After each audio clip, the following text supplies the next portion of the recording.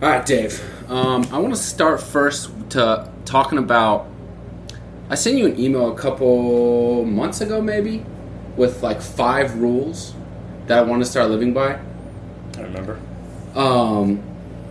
Throughout our friendship over the past decade, man, I've gone through my ups and downs, and I've chronicled some of those on this podcast, and I'll get into those more as each episode comes along. But you've been like a pillar of wisdom for me throughout the years, honestly. And so, dude, I just haven't been doing a good job of being my best self in recent years. And I go through waves with that, ups and downs with that. But over the past, I don't know, really 2 years, and especially over the last year when I moved up to DC, man, I was struggling. Not struggling like against forces outside of myself, struggling against internal forces. Just not being my best self, and that was really negatively affecting every aspect of my life, especially my close relationships. My job wasn't my best teacher for my students. I certainly wasn't the best romantic partner for the girl I was dating, and I'm feeling a lot of regret about that. So I contacted you around that about a couple months ago, and I was really feeling myself kind of getting off the rails. And I laid out 5 rules for life, and I wanted to get your input on them. And this will be in kind of the episode 0, the introduction to the podcast and the vision. And the first rule was eat clean. Second rule, first 3 dealt with health. Eat clean. Number 2 was exercise every day as your body feels up for it. Number 3 was, hold on, I got them right here.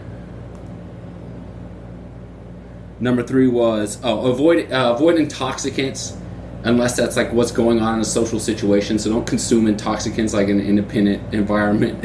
Yeah. And for me, the big one was weed. And then the most important 2 are the last 2, man. Be honest with everything. Be honest with everyone about who you are in every situation. And then 5, make a decision based on your gut instinct and then commit to it. I've struggled with decision making in the past. And then you added 3 at the end. Do you remember what those were? I remember 1 is prioritize sleep. Mm-hmm. Another one was, this is the one I remember the best, that I think is the most important for me, is something like spend more time in solitude and silence than is comfortable. Yeah, I like that one a lot. Spend more time. What I have written down here: spend more time in stillness than you're comfortable with. Yeah. Like, that's right. Bring yourself a point of uncomfortability in silence and stillness. Yes. Which I think is fucking profound. Yours are more profound than mine. What's my third one? I don't remember. The third was feel your feelings. Oh, yeah. Which is a fucking great one too, man. It's something I really struggle with. And I definitely know it goes back to like the intoxicants thing. My big intoxicant of like abuse is weed, right? And I use weed in the past when I have major psychological issues, I could almost justify it because I was getting to a point of like major crisis, and weed was kind of like putting a floor underneath like this psychological plummet that I was experiencing. But over the last 2 years, I haven't been in a state of psychological crisis, and I'm just using weed to numb myself, to avoid the responsibility of being a grown man, to avoid the feelings of, I don't know, discomfort or challenges of being in intimate relationships or shit like that. Yeah. And as like an easy way to relax and like de-stress, even though it's like it's not a healthy or like sustainable way to do so. So yeah, feel your feelings is one that's like, nah, man, these feelings are here for a reason. You're feeling them for a reason. Yeah. Like, feel them and learn from them and use them as like initiatives for growth. Yeah. That's been a big theme of my past, I would say, like 18 months. I've gotten a lot of good advice from a lot of people, things that I've read, authors, and then people I know personally. And that was a whole new, exactly what you just said, is a whole entirely new concept for me, is that a feeling, well, my progression of understanding feelings was kind of like the very common and what I think should be a young person's view, but unfortunately it's a lot of people's view, that bad feelings are just bad. And that's what leads us to try to avoid them. And then I took the next step of, I heard some people say, your feelings aren't good or bad, they just are. Mm-hmm. Which I think was an important step in understanding. This is like, the message that I distilled from that is, this is reality. So like, are you going to face it or not? Right. And then, this is just the past like year, I learned, and this is what really has blown me away, and I'm still kind of wrestling with a lot, is that no, they aren't good or bad, just are. They are good, even if they're bad, because exactly what you just said, they're trying to point you to something. So if I feel hurt, if I feel pain, that means something bad happened. I got hurt by somebody or by some experience, and I need to experience healing. Mm-hmm. If I feel angry, that probably means there's something wrong that I need to put right, or somebody needs to put right. If I feel afraid, that means there's something wrong, and I gotta like face up to it. Mm-hmm. Because if I don't, then whatever there is to be afraid of could consume me, beat me, hurt me. And so those are just like examples, but man, that's changed the way that I think, and it's changing the way that I feel, because I think what I'm learning is you can't benefit from those feelings. You can't get what they're trying to show you unless and this goes back into the other thing of like spending more time in stillness than you're comfortable with.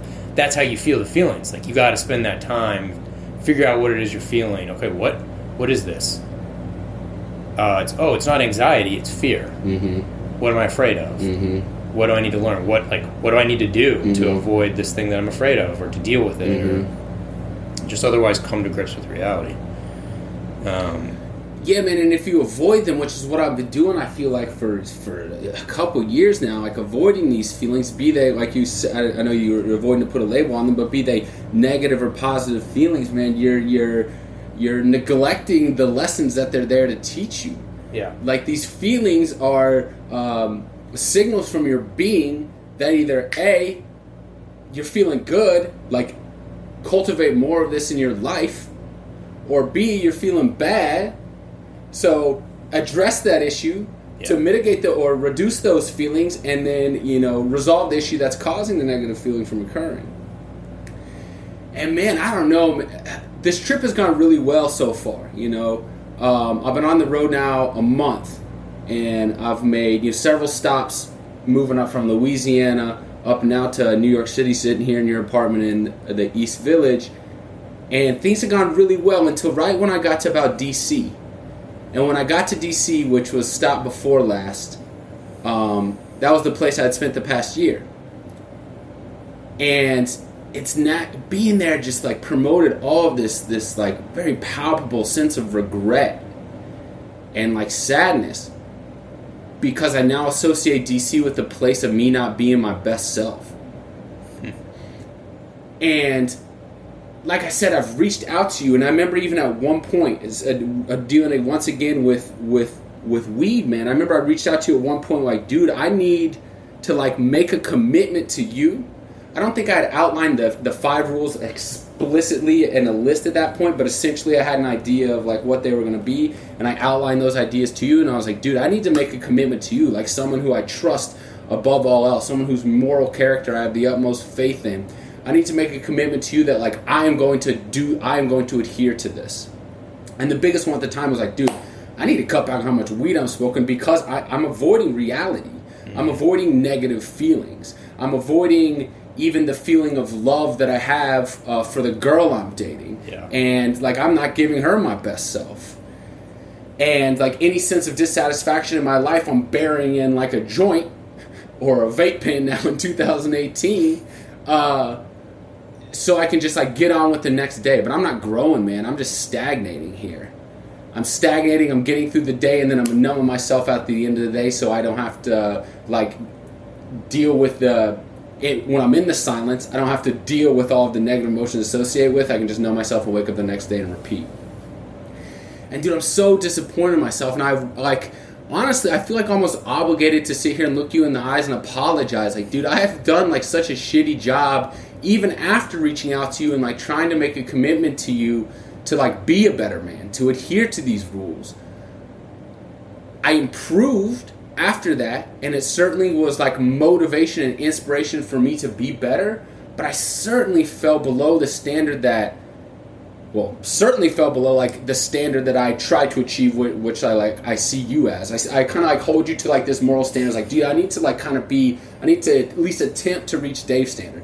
And I've fallen way short of that, but even I've fallen below the standard that I hold for myself. It's like, honestly, man, I know you never asked for this, and I know it's almost ridiculous for me to say it, and perhaps it's a non sequitur in a ways, but like I honestly feel like, and I'm getting like emotional here even saying it, but like, dude, I'm sorry that I'm not like the person and the friend or whomever that I know I can be. I'm sorry that I've fallen below a standard that I know that you set in life. And I'm sorry I've made commitments to you and then fallen short of those commitments, and I haven't fulfilled those commitments, and made commitments to myself as well at the same time and fall short of those commitments. For the first time in a long time, I'm feeling like a really profound sense of disappointment in who I am. Yet at the same time, I feel a very profound sense of inspiration and pride, and knowing that, like, despite how shitty of an individual I have been, I still have people like you in my life. And like, despite how shitty of a person I've been, like, you still bring me in to your home and are willing to sit down and have these conversations with me, and are willing to be at all times open ears and like a shoulder to cry on, like literally at this point, despite how fucking insane I can be at times, and despite how disappointing I can be to the people that care about me. So I want to say I'm sorry, man, that I haven't lived up to any of these standards I've set for myself. And I just want to reaffirm like this commitment to adhere to these 5 rules and the 3 that you've added, because I fucking love those as well. And like I said, I think they're like a little bit of a higher level than the ones I wrote. But yeah, I just want to reaffirm that commitment, not only to you here in your face, but also like in like a public forum. Like, I'm getting to that point where it's like, let's make this podcast something like of greater depth. So I don't know, I'm sitting here and doing that. Not, I know you would probably think it's ridiculous for me to ask for your forgiveness, but I do. I just want to apologize for not being as good of a man as I'm capable of being. And I want to tell you that I'm gonna make, and I am making a concerted effort to be that better man. And thirdly, so we got apology, we got reaffirmation, and then I also just want to extend you my gratitude, man. I want to extend you my gratitude and my thanks for being who you are and being the friend that you are. You're a blessing, man. You're a blessing for me to have in my life, and I would be worse off without you. So thank you for that, dude. For real. I don't know if there's anything you can say from there. That's a non-sequitur for the pod, man, but it wasn't what I was planning to say. It just kind of came out of me as I was sitting here, dude. I was just feeling the emotion, the energy of being in front of you, and hearing you speak, and it just kind of came out of me. So I apologize for that as well. I accept your apology. Thank you. I love you. I love you too, brother. I'm also really, really grateful for you and your friendship. And, like, I never set out to look for you to meet any kind of standard, even the ones that you set for yourself. You're trying hard and you're struggling. You're struggling with, like, life, yourself, and hard questions. And I couldn't admire that anymore. And I'm really proud of you. Well, I appreciate that, man. I don't think I deserve the feelings of pride coming from you, but I appreciate more than anything, man. I appreciate you being here. All right, let's get into you a little more. Give us some background of just who you are. This is how I usually start the pod. I usually start these podcasts with an emotional breakdown. But give us some background of who you are, just like where you grew up, where you're from, and then take us up to like where you are now. So just like a general overview of your life. Yeah. This is a really good exercise for me, by the way. I don't think I've ever done this, at least like verbally. So I grew up like 10 minutes away from you, Alex, in Alpharetta, Georgia.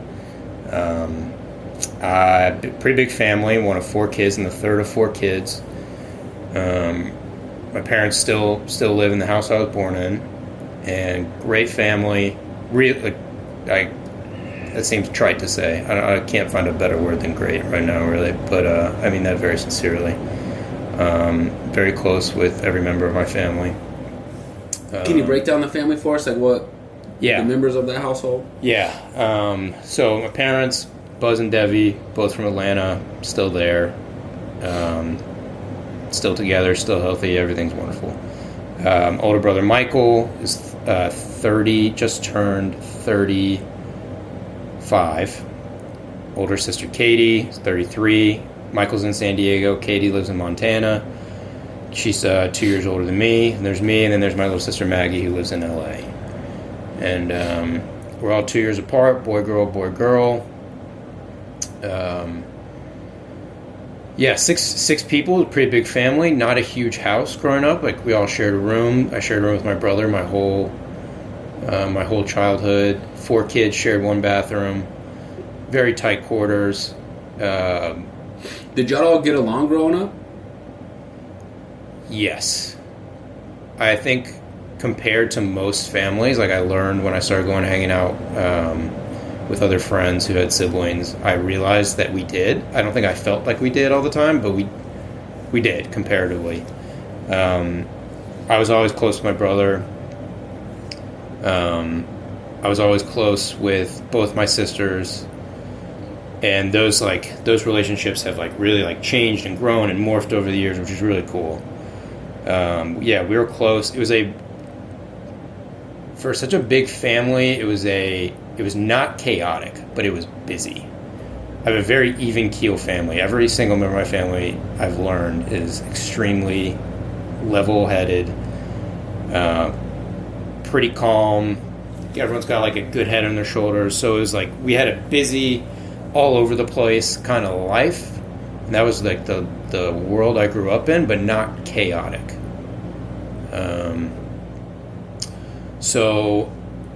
Alex and I went to high school together, Centennial High School in Roswell.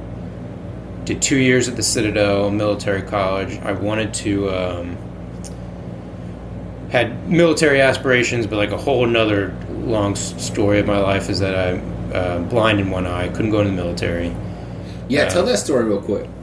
Yeah, so I was 15 years old. I was with my best friend Corey at his grandparents' farm in Tennessee, somewhere between freshman and sophomore year of high school, and we got into out of sheer boredom, got into a BB gun war with his cousin, who was who was much better with guns than we were, and his cousin shot me in the eye, in my left eye. I was blind instantly, which is obviously I can't tell you how many Christmas story references I've gotten from people every time I tell someone that. Everyone thinks they're the first one to make the joke. It's really great. But what was the emotional fallout from that? I don't know if we've ever really talked about that. What were you, 8th grade? 9th grade or something? Between 9th and 10th grade. And that's an interesting question. I was actually thinking about this very recently. And this is something that I go back to from time to time as I've learned to feel my feelings. Mm-hmm. And kind of looking back on my history with that or lack thereof. And I don't remember feeling all of that much. Emotionally. I was certainly base level common sense distressed. Fuck. I don't have a left eye anymore. Mm-hmm. And there was a while where they thought they might even have to take it out. So I still have my eye, I'm just blind. It's the same eye. But for a while they thought they might have to take it out and I was going to have a glass eye.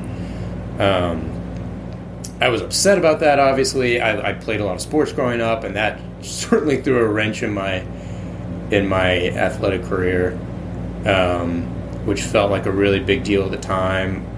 Not that long later, I learned I couldn't go into the military. I do remember feeling very sad about that. That was a big disappointment for me. What was the desire to be in the military? Where did that come from? Also a good question. I think the best I can come up with for that is I had kind of developed... I don't have any family in the military. My grandfather was a pilot in the Army before it was the Air Force, and then I think his career may have like briefly spanned when after the Air Force was created.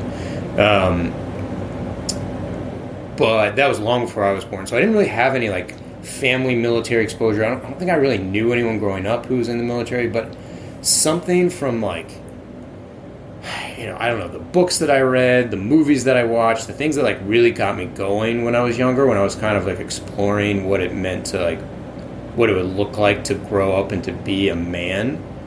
The military seemed to like check a lot of those boxes, if that makes sense. It was exciting, it was adventurous, it was like unquestionably like, what's the word I'm looking for? Macho, in my view, and I wanted to, do the whole thing, be in infantry, be an officer. I really wanted to go to West Point, and yeah, so I don't know exactly where that came from, but it was a learned sort of idea of what I would have to do to be a man, I think. Right. And I shared that too. Like, a lot of my, part is because I went to the Citadel, so obviously a lot of my friends went to the Army, but my best friends from growing up, Corey and Marshall, Corey Thomas, Marshall Rogers, both ended up going to the Army, and then Matt Gaziano ended up going to the Army, one of our best friends from high school and college. And so that was something I kind of shared with my friends, even at a young age. And so this was an aspiration from like elementary school onward? Like, when was the first time you did it? Middle school. Okay. So did it have any, like, this is probably a ridiculous question to ask since you just told me middle school, but were there any, like, geopolitical influences?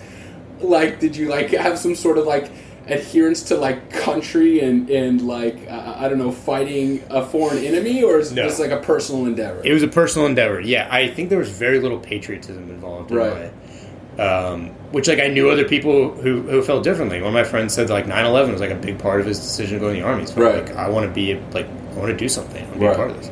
I wish I could say that was me. Like, it was very much, like, I want to go and, like, shoot guns. Right. I want someone to give me a gun and pay me to do stuff with guns. Right. So it was very immature in that respect. Yeah, maybe. It also sounds kind of mature in some ways. Like, I wasn't thinking about that kind of shit when I was in 9th grade, and I don't know, maybe. But, like, I was the only thing I was thinking about, like, self-actualization via the military or something like that. Yeah. When I was in 9th, 10th grade. Well, I'll say this, like, to, like, kind of, you're right, thank you, it's kind of mature. But it also followed, like, immediately, to give you, like, some context, it followed immediately after when I finally realized that I wasn't going to be, like, a Major League Baseball player. Okay, yeah, dude, that's funny you bring that up because I had to say this. We brought this up on the podcast, I think maybe more than once. Yeah. So the same thing happened to me in 9th grade. Did you have Miss McCord? No. No, you weren't smart? No, I wasn't. So we had this class, Miss McCord's English class, and she made us write a paper. Who the fuck brought it up? I think Hunter brought it up, and I didn't realize I couldn't remember what the topic of the paper was. But I think Hunter brought it up, and I think maybe Matt Griffith also referenced it, or got brought up on his podcast as well. But essentially I had to write this paper on, like, it was something more profound than, like, what do you want to be when you grow up. It was something, the topic was deeper than that. But I wrote mine on, like, coming to realization in 9th grade that I wasn't going to make it to the NFL. And this, to me, was, like, a huge fucking deal, right? Yeah. And I remember, like, I went off. I spent hours and hours writing it. At the time, I was in the throes of some of my worst OCD, so it took an additionally long time just to fucking type this shit out. Incredibly detailed. Dude. But, like, no, just the mechanics of writing and having to delete sentences. I couldn't use certain words because they were off limit for whatever compulsion or whatever. But I remember I wrote it, and it was a big thing. It was like me. It was the first time I was acknowledging to myself that I wasn't going to be a professional athlete, and then on top of that, I was acknowledging to, like, in a relatively public way, like to my teacher or whatever, that it wasn't going to happen. I was putting it down on paper, and I remember I turned it in and be like, man, this is, like, the most fucking intense thing I've ever written. Like, I've poured my heart and soul in this motherfucker. I remember I got it back. She gave me, like, a 72. I was like, son of a bitch. Like, I should have just written some cliche bullshit.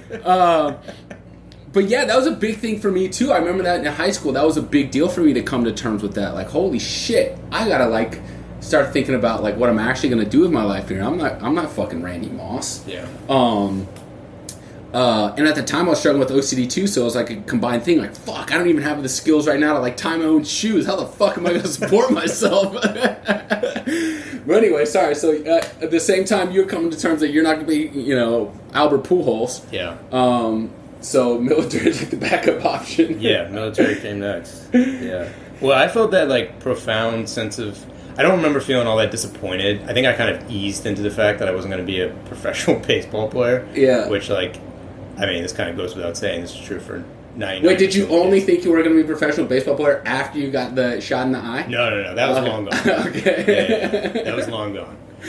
You don't like tell that story at bars anymore? Like, I could have been something great if it wasn't that goddamn TV. No, I've never tried that. I have had a few people tell me, like the people that we went to high school with, that they thought that I was like really good. Oh, really? There was like this idea, or at least held by a handful of people, that I was like at least like a really good up and coming player on like the JV team or something. And well, you got like an article written about you in the AJC or something, right?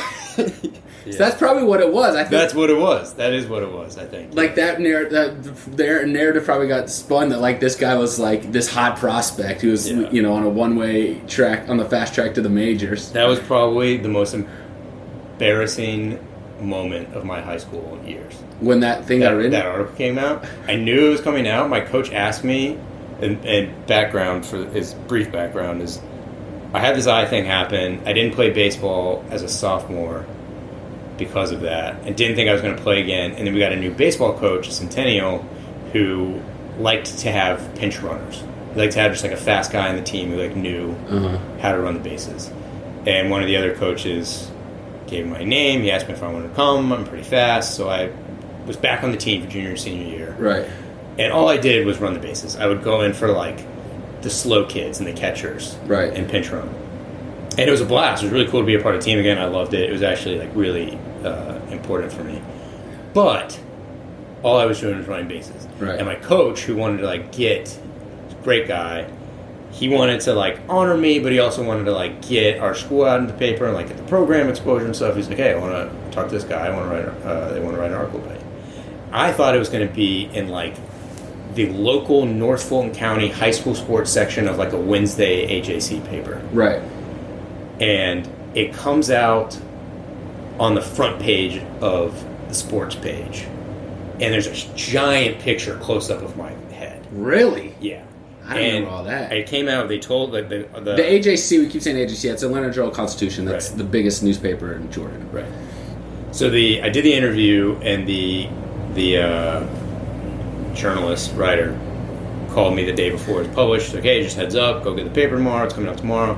So I went and got it in the morning, picked it up, turned to the sports page, like ready to turn like 12 more pages to like section H13 or something.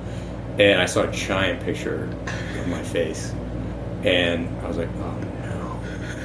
And I read it, and I sounded like a total cheese dick. And so that was like one of the very few, and still am, a very rule-abiding person. I didn't really skip school, but I skipped school that day. Really? Because I knew some people knew it was coming out that day too. And I was like, I don't want to deal with this shit. Yeah. See, that's the difference between me and you, Dave. And we're two very different individuals in a lot of ways, but like that's a very poignant embodiment of it. I would have eaten that shit up, man. Well, no, but it was not because I was like, oh, I'm too embarrassed to go bask in the glory of this article. It was because I sounded so cheesy. Oh, okay. You didn't like the quotes. Yeah. Yeah. Not that I would have. I probably would have done that anyway. I probably would have been a little embarrassed even if I didn't feel like it was over cheesed, but man.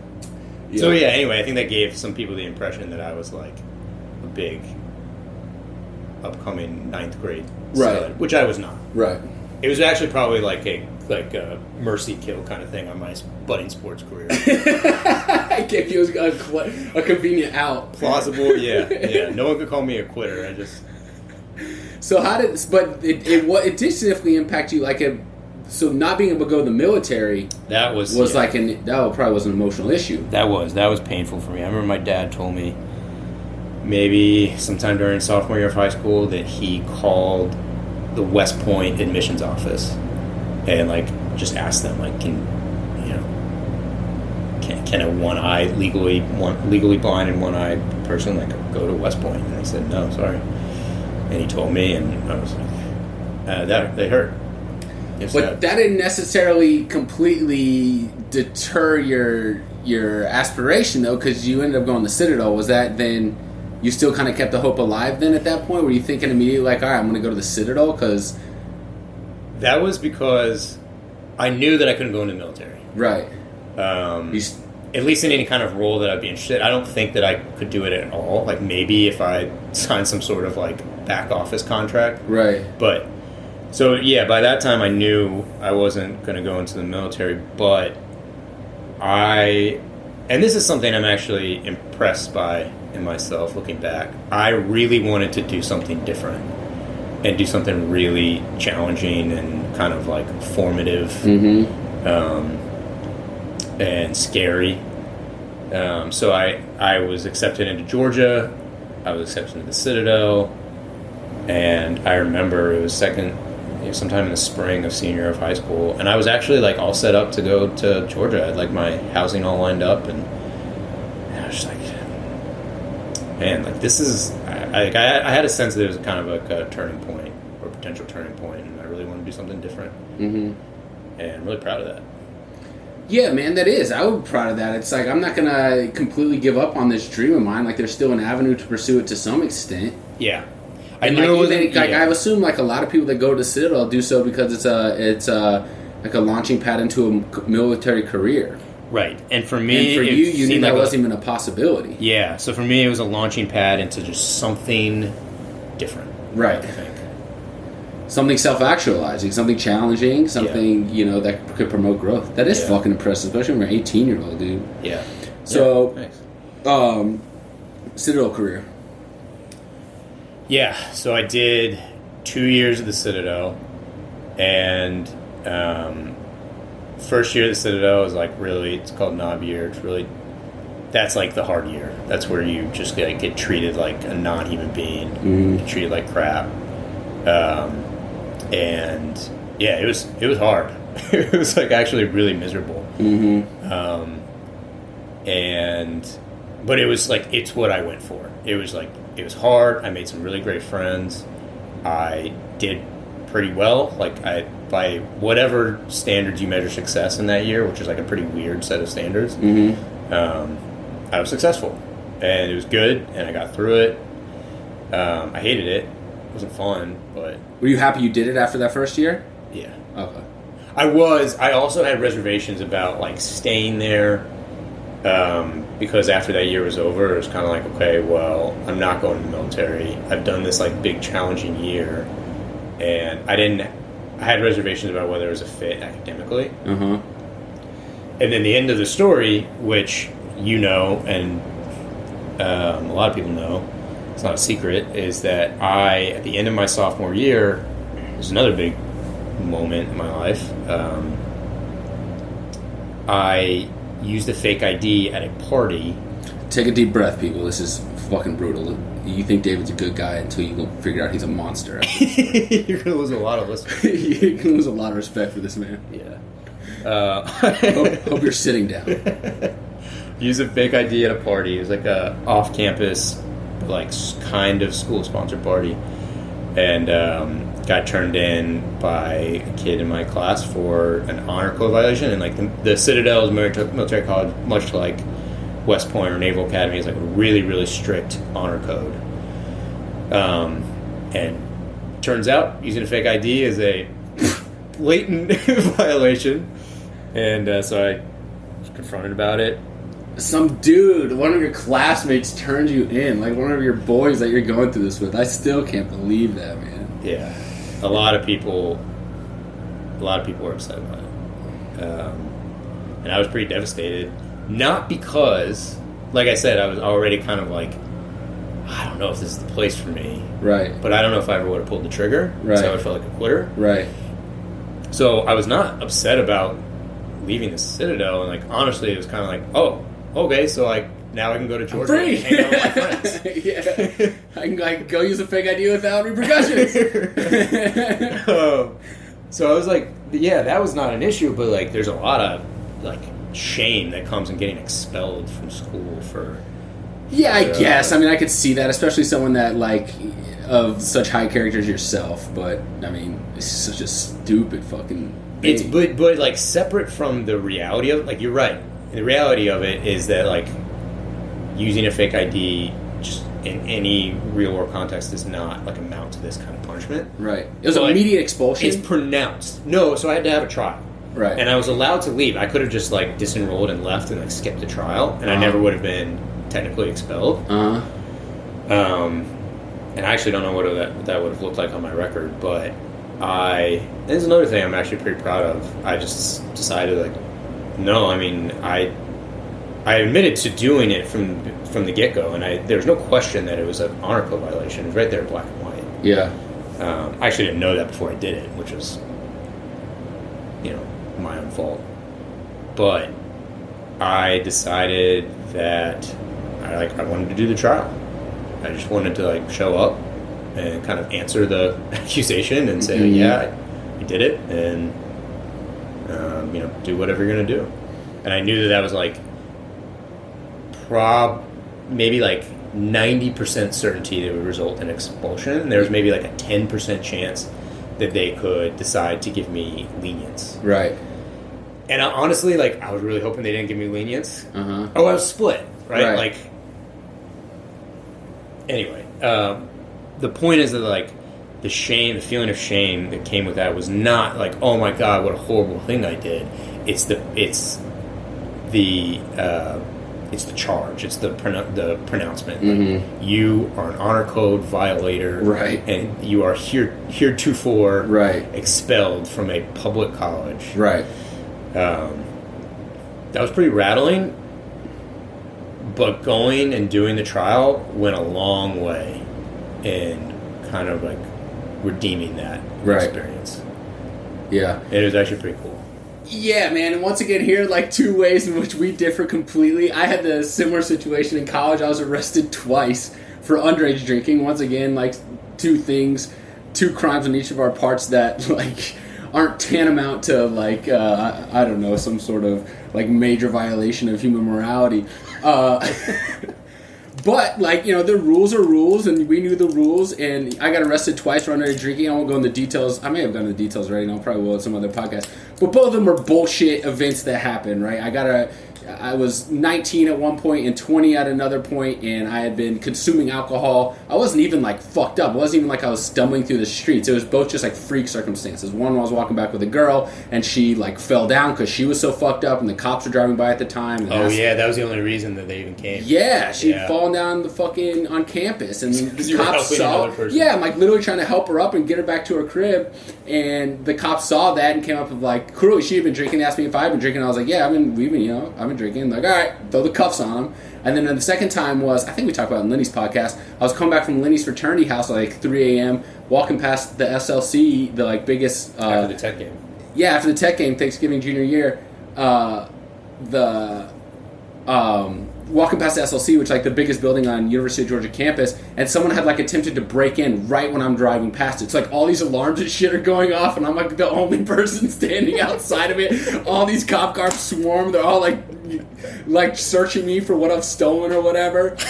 And like I think they were kind of embarrassed that they had there was like 10 cops surrounding me, like harassing me. And at that time, though, I did kind of fuck myself because they asked me how old I was, and I was like 21. Yeah. I told them 21. It's like, oh, well, tell them 21. They'll just let me go, and I can be on my way, go back to my apartment. And then they asked me to show my ID, and I showed my ID, and I'm 20. And I had my fake ID in my wallet, too. Which they found. So yeah, that was the second time I got arrested. But the reason I brought this up, because this is, once again, two very ways in which we're different. Instead of me just like owning... So I got a second arrest at UGA, you get kicked out of school. I chose, but I also had the option to, combat it in front of the judiciary board. Have your case heard, yeah. Have my case heard. And so I went in front of the judiciary board or whatever, and instead of being like, yes, guys, I had consumed, a moderate amount of alcohol that day, but I still feel it's not justification for expulsion. I may or may not have fabricated this elaborate story about how there was no way I could have been intoxicated that day. I have like sworn off alcohol since my first arrest. I turned my life around, and like there's, I'm being unjustly crucified in this situation. I'm a martyr here, which may or may not have been true. And I got exonerated. Right, it all worked, which I thought was karmic justice, but I certainly didn't take the moral high ground. Like you did. I ended up leaving school anyway to go try to play football, which is a whole other story. So I guess in a similar sense that like I didn't. A week later, you did. Nah, dude. Like 2 days later. Like I remember I packed it. I knew I was leaving already after the judiciary panel, but it was like fuck this. It was a couple things. It's like fuck this. I want to win this. This is bullshit. Yeah. Was the one thing, and the other thing was like I wanted to be able to transfer back. And I think if you got kicked out, you had to sit out like a year or something of school. And I wanted to be like, all right, if shit doesn't go well after a semester of this football thing, I want to be able to come back for senior year. Yeah. And that's exactly what happened. I got hurt immediately, and luckily I was able to come back because justice was served. So anyway, dude, you come to... We weren't really like good friends in high school. Like we knew each other. Yeah. All the most popular jocks who are hooking up with all the cheerleaders know each other and shit. Right. So that was us. That was our circle. But no, we weren't really good friends, and we started becoming good friends when you would come up to visit UGA from when you were still at the Citadel, and you were good friends with my roommate sophomore year, Matt Gaziano, who you referenced earlier. I was living with him, so you'd come up and crash on our futon and shit, or come and visit, and so we started getting to know each other better that way. And I felt like we hit it off immediately. I immediately recognized, like, damn, why didn't I know this kid like 4 years ago, whatever. And then you got kicked out, which is great for my personal development. And it's still paying like very long-run dividends, so thank you to the Citadel and to the individual that turned David in. God bless the honor code. Yeah. God bless the honor code, that's right. So once you transferred in, then we started becoming like really close friends, man. Yeah. And now I consider you like among my closest friends, dude. And like I said, I consider you like, dude, it might be weird, but like, almost like an older brother or father figure in some ways. It's fucking, it's weird. Like, I look up to you. I literally do. And I don't feel that way about all my friends, but I really do, like, admire you and look up to you. So it really was, like, a fucking great blessing that you did come to UGA. So take us from there. So you come to UGA, your lifestyle changes a little bit. Changed a lot, yeah. To finish my last 2 years at Georgia, which, like, just to like affirm what you just said, kind of the only one of our friends that I was actually good friends with before was Gaz. And now, like, I have this whole new group of friends all through Gaz and coming to visit Georgia and then ultimately transferring to Georgia. You, Griff, Joe, Charlie, Ford, Bucky, go on. And apologies to the rest of that list. I had to stop somewhere. So one of the best things that ever happened to me, too. So I finished out of Georgia.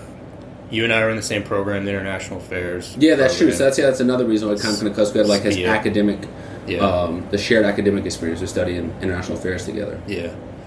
So at the end of college, I didn't really know what to do. I was looking at doing the Peace Corps, I was working on law school applications, but law school applications was like really just because I wasn't sure what else to do. And then that ended up being kind of inertia took me there. Like I took the LSAT, did well enough. I applied, got accepted to a couple places, and then eventually just decided to go for it. Not a small part of it was that Matt Griffith was also going to Florida State for grad school, and Florida State was one of the schools that I got into. So I was like, all right, cool. Shout out to Matt Griffith from a previous episode. Yeah. So he and I did a year together in Tallahassee, which was awesome, and made 0 new friends.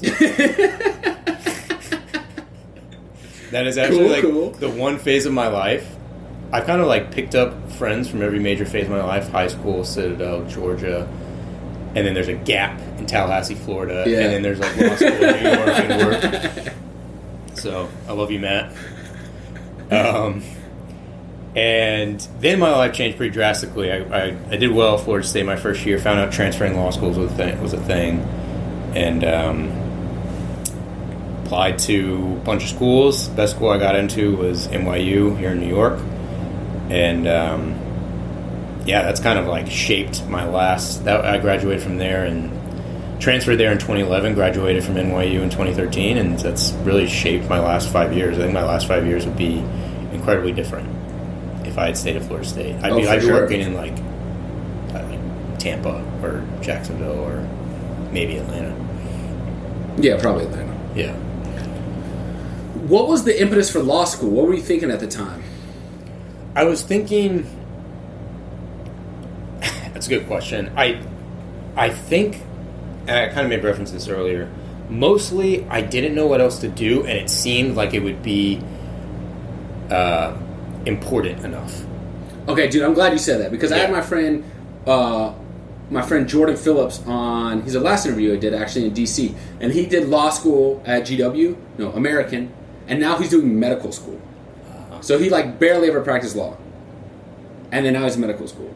And I got in this conversation with him about law school specifically, and I kind of theorized like, all the lawyers I know, it seems like a lot of people.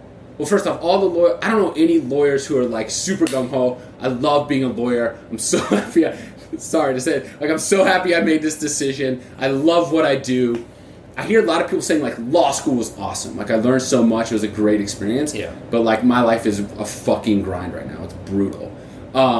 And then what I say is, like, why do so many people go to fucking law school? And I kind of said that to him, like, dude, I think a lot of people go to law school because they graduate undergrad. They don't really know what to do, but they know law school is, like, this prestigious next academic step. Yeah. And so, like, let's do that. Yeah. Yeah, and it puts off the decision for 3 years, and I think the thought that I had was it feels important, it feels prestigious, and then I don't have to make a real decision right now, and it'll take care of it for me. This next 3 years in law school, by the time I get out of there, I'll know exactly what to do. Okay. And it'll be great. Right. Not how it panned out for me. Go ahead. I just want to interject here, and I touched on this with Jordan as well. I just want to say to young people who are listening to this, or even people that are considering going to law school, like, think about that very seriously. Yeah. Because it's a major decision. Yeah. And I think what you're saying right now is like the first time I've ever heard a lawyer like give an honest reflection of that decision. You're saying like it's just delaying, like making a real decision about what you want to do. Yeah. Which is true. But there's a cost and consequences to that. Yeah. And I want to get into this in a minute. This actually might be a perfect segue into it. It may feel like you're like it's gonna open up avenues for you by having this law degree and like having the prestige of that, but in fact it confines you in a lot of ways. I feel like, especially financially. Jordan talked about how he comes from a well-to-do family, so for him that wasn't the case. Like he had tuition taken care of. Yeah. But that's not the case for most people. Most people graduate law school saddled with a shit ton of debt. Right. And then you really are your paradigm of choices is significantly narrowed. That's absolutely true. Yeah, I affirm that, and that's the case for me. I still have a lot of debt. I'm working on paying it off. And there are not that many other jobs out there that pay as well as working at a big law firm. So it narrows your choices. It is true that a law degree is great for. People love law degrees. People love hiring lawyers and former lawyers and all that. That's true, but a caution that I also like to give to people who are like considering law school, which is like 3 people that I've ever talked to who have ever asked my advice. Dude, I know a lot of people considering law school. I hear that shit all the time from young people. Yeah.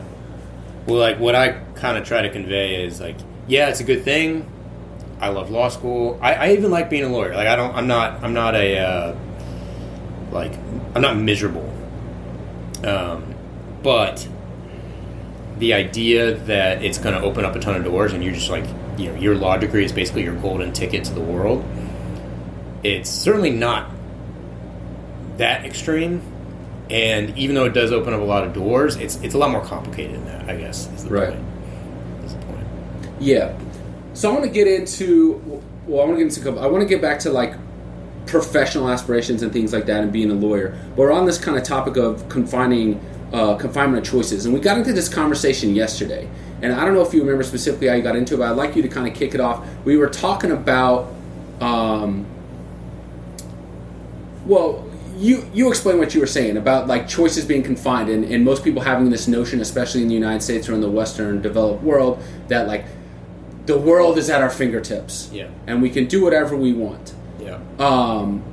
And you kind of presented this notion to me, I guess, based on some of the things that you've been learning or reading, that like that isn't necessarily the case, right? For various reasons. I want to get into that. Yeah. So what we talked about yesterday is I read something recently about, and this is an extremely amateur attempt at explaining like several hundred years worth of philosophy, and I have not even read it. I've read like a summary of it, qualify it as that. But I guess like, I don't know, sometime in the like Middle Ages or something, a prevailing sort of way of thinking about the world and human existence was like, it was very mechanistic.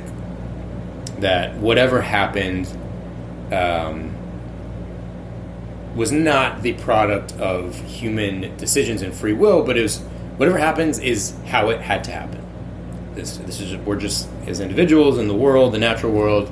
It's just kind of a big mechanism, and we're little mechanisms working within it.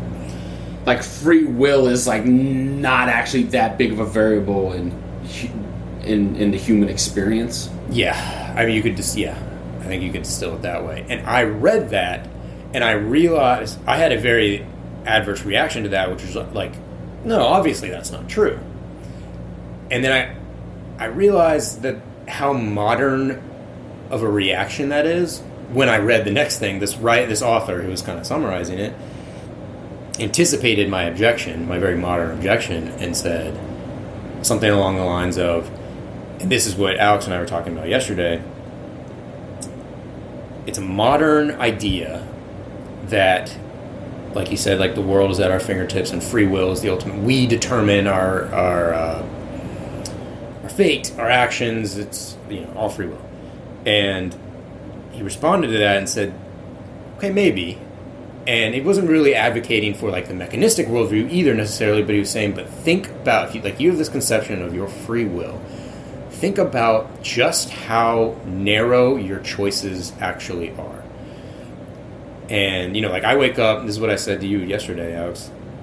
Like, I'm sitting there on my couch, just like I am now, and I feel like I can do whatever I want. I can go, I can quit my job and go travel the world. I can, I can go to sleep right now. Anything in between. But this guy's point was, your set of choices at any given moment is constrained by nature. It's constrained by your body. It's constrained by your resources. And then kind of the last tier of that is like,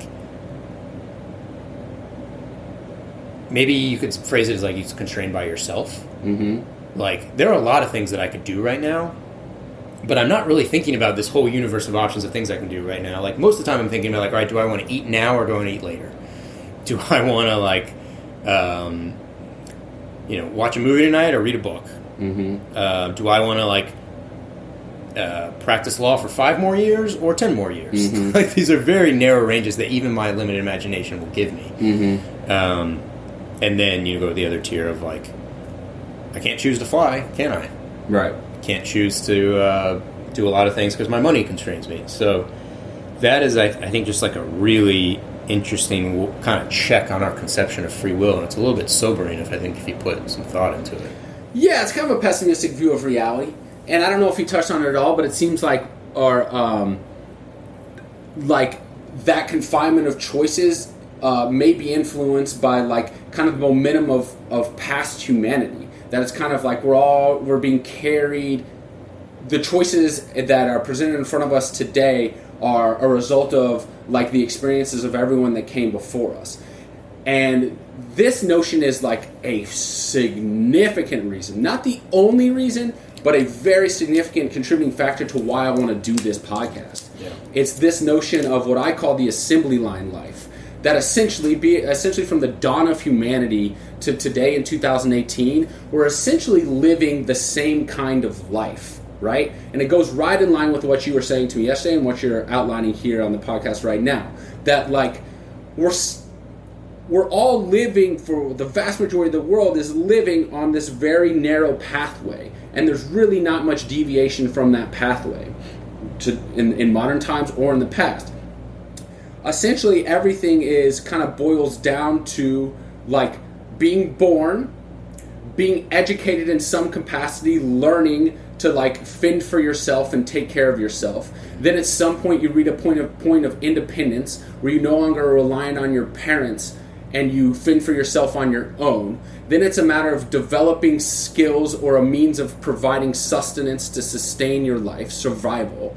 Then you reach a point where you reproduce to create other beings who are then now going to initiate the process over again. You're going to train them to learn how to survive on their own. They're going to survive on their own. And then they're going to reproduce and create people. And in a hunter-gatherer society, when at the dawn of humanity, right, it was, you learned how to hunt for food, gather berries, sustain yourself. Then your parents died, or you found a spouse and you went off and created your own family, but you're still engaged in this process. Really, all your life is engaging in this process of survival. You're going out into the woods, you're obtaining food to support yourself and your family. Then at the same time, you're training your offspring to do the same. And then your offspring recreates, and then you die, and then the process continues for hundreds of thousands of years until we are here in 2018, essentially doing the same. Let's take your life, for example, right? You were born, you've just outlined your general life overview for us. You were born, you were educated at the elementary school level, middle school level, high school level. You were equipped with even greater skills in college. You were equipped with even more specialized skills in law school. So then you become an independent person. You're now living in New York.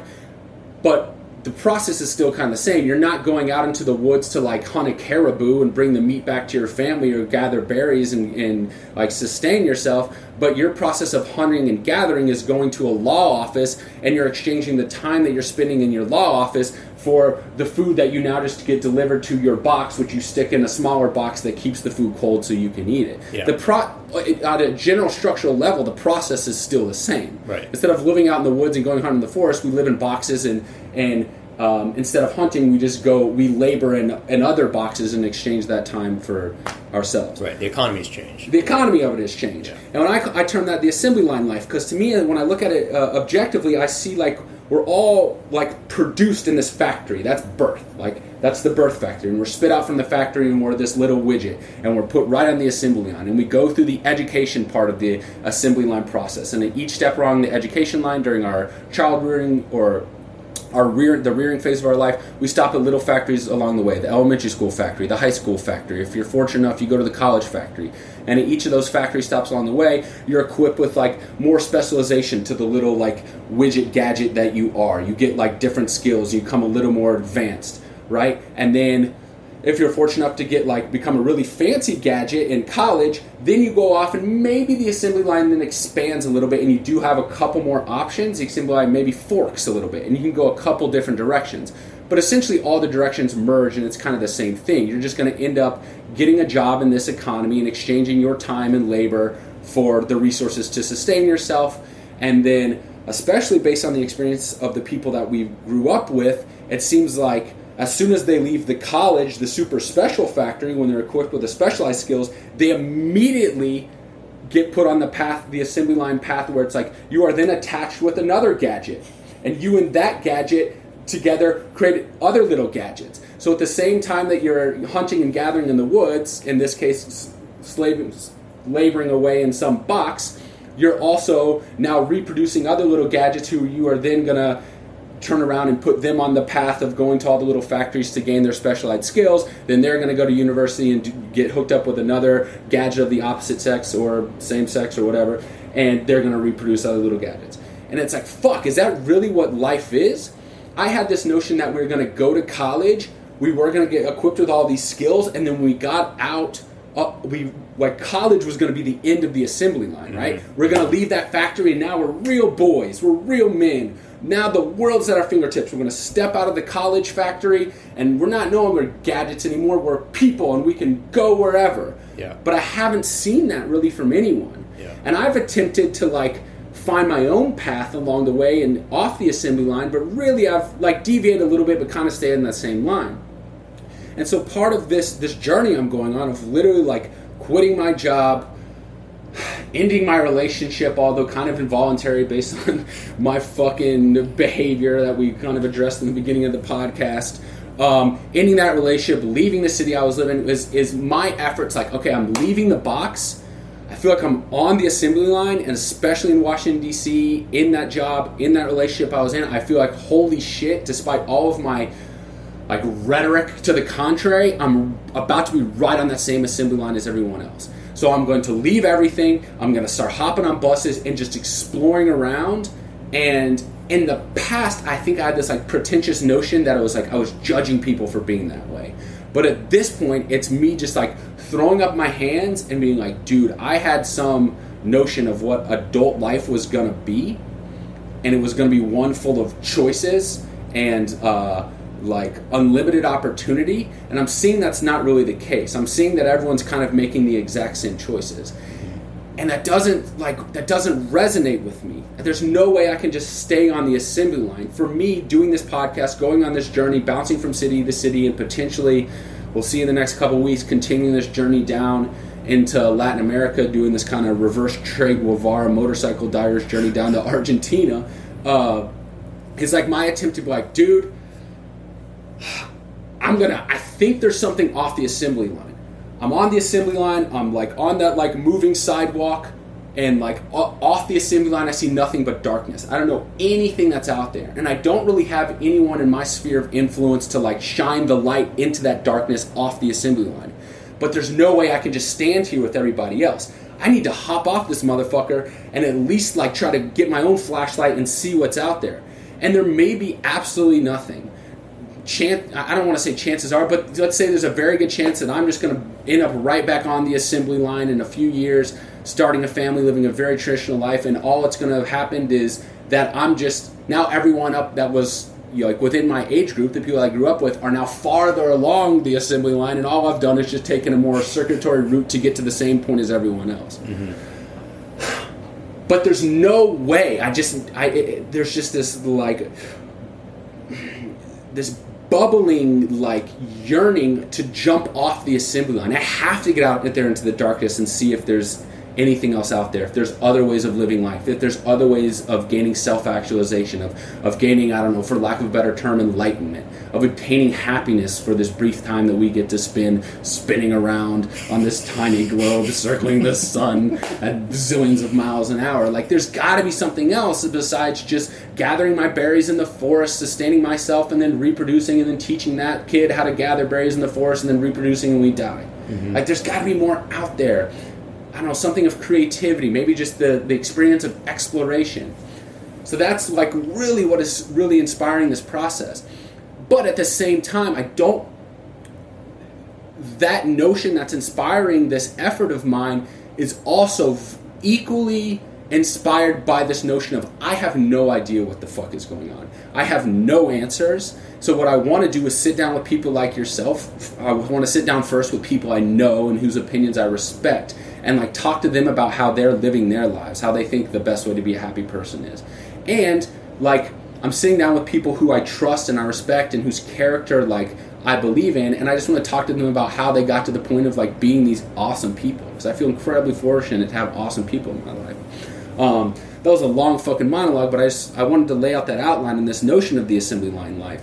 And when you brought it up yesterday, it was like fucking perfect, because I knew we were about to record this interview, and you brought up this notion of confined choices.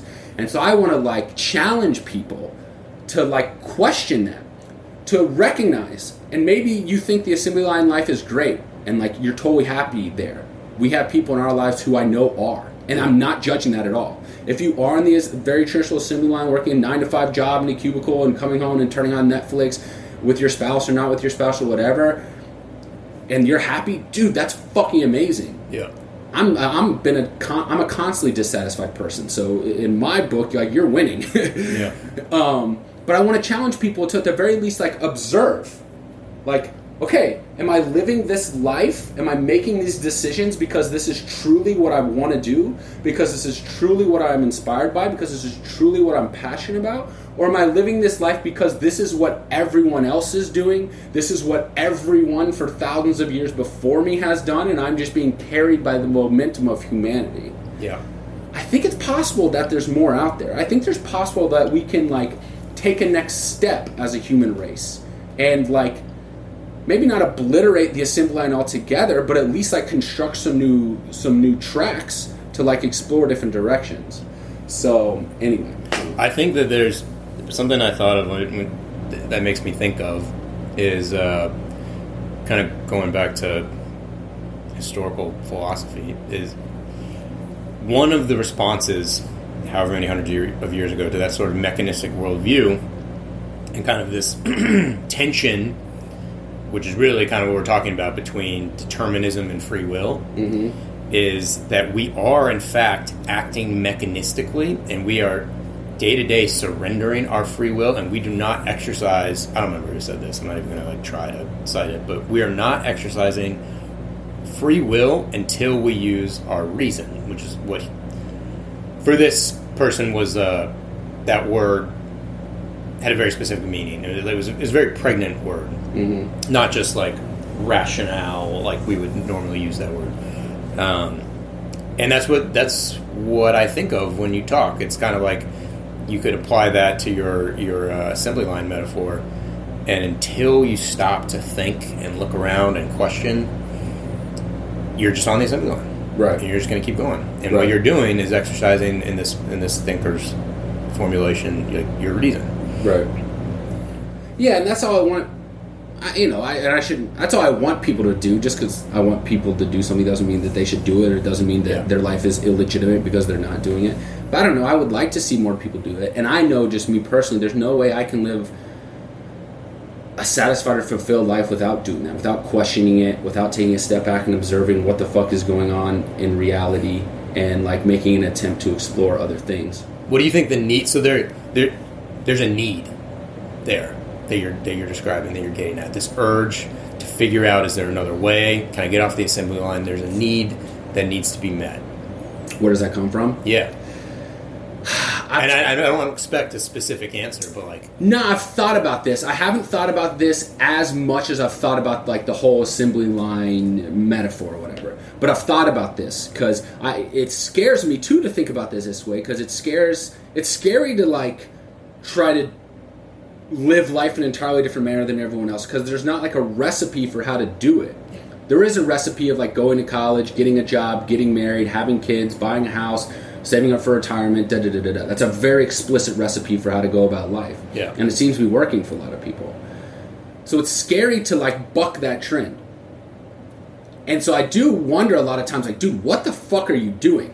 Especially because I've experienced significant psychological issues in my life. So I have to look at that too and be like, dude, are you thinking this way? And not only thinking this way, now like making decisions to manifest this in your life? Like now start to live your life this way because like you're sick mentally? Like are you just like mentally ill? Is this and that's why you're doing this? Yeah, is this poor judgment? Are you a fucking crazy person? Yeah. I think about that. So I think there is an influence there. I don't think it's necessarily that I'm a crazy person, although I think that's a... I don't think being a crazy person is bad, but I don't think I'm like detached from reality. Right? You know. I do think there is an element of mental illness that does influence this whole thought process and the actions that I'm taking. And I think my primary issue that I experienced throughout my life has been OCD. Yeah. And so there definitely is a component of like, I have to explore everything. Like, and it's like this obsessive notion that I have to be around every corner. Yeah. It's like when I go to a city, and I travel a lot, and when I go to a city, I can't just like, for instance, if I'm staying at a hostel, like sit in the hostel and chill and meet new people. I have to immediately like put up my bags and like look at a map and go to every significant place on that map, right? I have to go everywhere. Like, and I won't even like eat. Before I know it, like the sun is going down, I haven't eaten, but like I have to go to every place. Yeah. Every stone has to be overturned, and I have to look under everything. And so that's what I'm doing here. It's like, okay, I'm on this assembly line life. I'm actually satisfied. So like, take my education career, for example. Right out of college, I spent the first 3 to 4 years of my life working in education nonprofit, and I was very successful, and I was having a positive impact in people's lives, and I was actually happy doing what I was doing. Yeah. But it got to a point where I was like, okay, I'm successful and I'm good at this. So now I have to do something different. Yeah. It's like, I can't just stay here doing the same fucking thing that I'm good at and having a positive impact in people's lives with. What am I, fucking nuts? Yeah. Like, I have to go out and try something else. And with geographic exploration, the same thing with this. Like, I could just go visit every single one of you guys to do these podcasts, or I could get on Skype and we could record these podcasts on Skype. But no, it's like I have to go to these cities. Mm-hmm. I can't just talk to Mayo about what his life is like. I need to actually be in his living room living his life with him. Mm-hmm. You know? And then after that, I can't just talk to all of my friends in my life. Now I need to just start like traveling to fucking random places on the map and talk to random people in all of those areas. Yeah. And it's like I have this notion like I have to go to every country in the Western Hemisphere within the next 12 months. Yeah. Like it's not an option. I have to do that. If I don't do that, like it's a failure. I've lost the battle. So I think there's an OCD element to that. I also think there's OCD is probably both nature and nurture, but I think there's also like a purely nurture element to that. It's like I was raised in a single parent household, and I was raised by a mom. I love her to death. I honestly think she's like in some ways like on a higher plane spiritually. Like I look at my mom as like this kind of angelic figure who's kind of like floating in this ethereal realm. I think sometimes maybe she's like representative, like she came in a time machine and is representative of like future human development, and like where she's like kind of like half spiritual being. That's not an human. Implausible for me. But there's a problem with that because she isn't in reality a lot of the time, right? She exists on this level where like if you talk to my mom about politics, she'll talk to you about like it sounds like socialism, but it's not socialism. She just wants to live in this utopian world where like everyone is just like working for the happiness of everyone else. Yeah. But it's not a real notion. It's not grounded in like... It's not concrete. Yeah, it's not grounded in like reality or what we know about humanity. Yeah. But that's how I was raised. I was raised with this notion that like you can be anything, including like a fucking dragon who's like flying through the sky.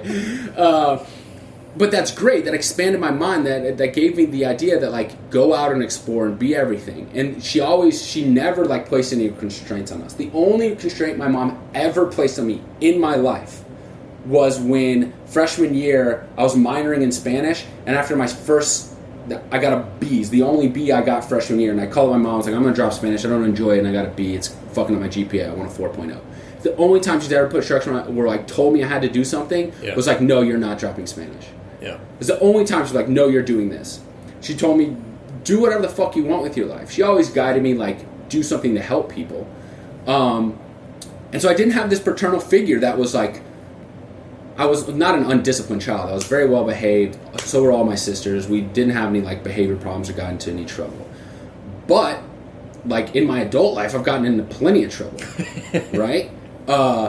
And I didn't have any structure, like hard discipline in my life growing up. There was no one there to like, you're going to do this or like be on this path. You don't have a choice. This is how it is. I never had that. Mm-hmm. So I think there's that as well. There was no one to like lay out that assembly line for me. There was no one there to lay the tracks before me, right? And so now, as I've gotten to adulthood, I'm still operating with this, I guess, like a contrarian to this philosophy I'm espousing would be like, no, you're operating in a naive mindset that, like, the world is at your fingertips and you can go out and explore everything. And that comes from your mother because she, you know, is this, like, ethereal being that, you know, thinks that anything is possible. Yeah. And so I think there's that as well. So you got the OCD, you've got how I was raised. And then I think also, and maybe this goes into, I don't know where exactly this comes from. Maybe it's also due to, like, parenting or how... like childhood or something, but I've got this like contrarian streak. Yeah. Like I cannot do what other people are doing. I constantly have to question everything. And maybe that does go back to like lack of paternal influence, because I can remember I've always had a problem with authority. Yeah. Like I never got in trouble in school, but like I would always talk back to referees. Like if someone was like in a sports game, like you don't have any choice. A ref calls a foul, there's no like debate. The ref is God, right? Yeah. That's how things operate in sports. Yeah. So like you don't have any say in it. So that was like very frustrating to be like, no, I want to like reason with, I want to like tell you why you're wrong. Yeah. Right? So I've always had trouble with authority. Same thing with police. Yeah. My most recent arrest, which did not occur in college, was like I got pulled over when I was home visiting my mom, like directly in front of her house in this very quiet little neighborhood, right? For like running a stop sign on her street at 11 o'clock at night. There's literally no one out there. No one stops at the stop sign. It's on like a fucking cul-de-sac.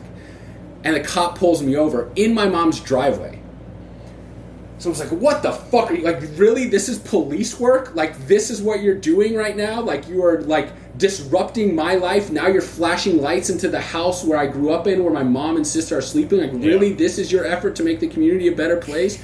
And so, like, as soon as he pulled me over in my mom's driveway, I get out of the car, slam the door, and go straight to his cop car before he can get out of the door. And I'm, like, talking shit to him about how he's wasting taxpayer money and what he's doing is making the world a bad place. And before you know it, I'm in handcuffs, right? So there's that notion as well that, like, okay, all of you are living like this. I'm going to buck that trend and, like, go a different direction. Yeah. The change that has occurred, though, is I think in my younger years, and we talked about this as well yesterday, was that I used to do so in, like, a kind of pretentious, judgmental kind of way. Like, oh, going to law school? Like, how cliche. Yeah. Like, really? Getting married when you're 25? What are you, a fucking idiot? But that's not how I think about things anymore at all. Yeah. Once again, like, a big theme of this podcast is, I say this almost every episode, is me throwing up my hands and being like, dude, I have no fucking clue how to live life. There's a new humility that you're carrying with you now. Yeah, I appreciate you saying that. I think that's true. Like, I'm just trying to sit back and observe what the fuck's going on. And then just try to document my thoughts and other people's thoughts about what is going on in existence. Yeah. Yeah. So being a lawyer, man, like, what do you said, like, you're not miserable in what you do, but, like, what do you envision, where do you envision this going? And, like, what are your aspirations for the future professionally? So I have no hard answer to that. I'm doing my best to pay. So I don't think I'm going to be a lawyer forever. Okay. That took me a while to get to, but I'm doing my and I don't know what I want to do, but I'm doing my best to pay attention to what it is that I am actually enjoying, because there's some things about my job that I enjoy, beyond, like, the paycheck and feeling like I'm a hotshot lawyer in the big city. Right, exactly. Yeah. So I'm doing my best to pay attention to what those things are. I realized that a couple years ago, I had no answers, not even the beginnings of answers to, like, very simple questions that people ask all the time, which is like, what is it, in the context of, like, career planning, career counseling, or, like, that kind of thing. Questions like, well, what are you good at? And what do you enjoy doing? Couldn't answer those questions at all. I had no clue. And that was, like, actually pretty startling and frustrating for me. So I'm trying to pay attention to the things that I enjoy doing about my job, the things that I'm good at about my job, and also learning to, how to say it, this is kind of like the macro version of the idea of stillness. Like, part of the difficulty of stillness is, like, you're not doing anything. Mm-hmm. And that's the difficulty with silence, is that you're forced to confront whatever it is that's going on inside you or outside you. And so extrapolating those ideas out, those are specific disciplines, those are specific practices, but extrapolating those things out into life, it's kind of like, all right, I am being still in the macro sense, in the sense that I don't know what I'm going to do, and therefore I don't have this sort of a plan for how my career is going to justify me. Mm-hmm. That's a bit of a leap, but that's something that I was really going after and going to law school. Like, the whole idea of wanting to do something that felt important was really just an effort to justify my existence, and I chose work. That's how I decided I was going to be important and special. Like, part of your identity is, I'm a lawyer. Yeah. Right. And that was part of why I wanted to go to the military too. That was a way. I think I would have enjoyed that, or I thought that I would enjoy it at the time. But also, there was an element of that was I'm going to be okay because I will be, a soldier. Right. Or I will be okay because I've got this like degree in a career that's got some like social cachet that like a lot of people can't do. People think of as like, or don't want to do or whatever. And so I guess a way that I am like practicing macro stillness in life is trying to surrender or practicing surrendering that idea that I will be made okay or I'll be made right or justified by what I'm doing for work. Mm-hmm. And that's really hard. And that's I'd say a big piece of my life right now is accepting in stillness that like I don't know what I want to do. I don't know what's next. I don't know when is next. When whatever is next is going to be. And I'm going to do my best to not be distressed by that fact. I don't have a plan to justify myself through work, and that's good. Mm-hmm. But it's painful. Right. So that's my non-answer to your question. Okay. Do you have an answer to the question? No. Okay. I don't know. Here's what I'm offering my thoughts on. And once again, I have no idea what the fuck I'm talking about. That should be like a disclaimer at the beginning of every episode of this podcast. It's like literally me just like putting into the public airways that'll be archived for eternity. You should have a podcast theme song.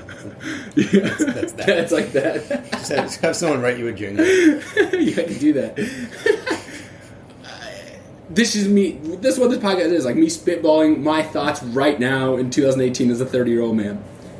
And I readily recognize that all of this could change a year from now, right? But I'm starting to think that, like,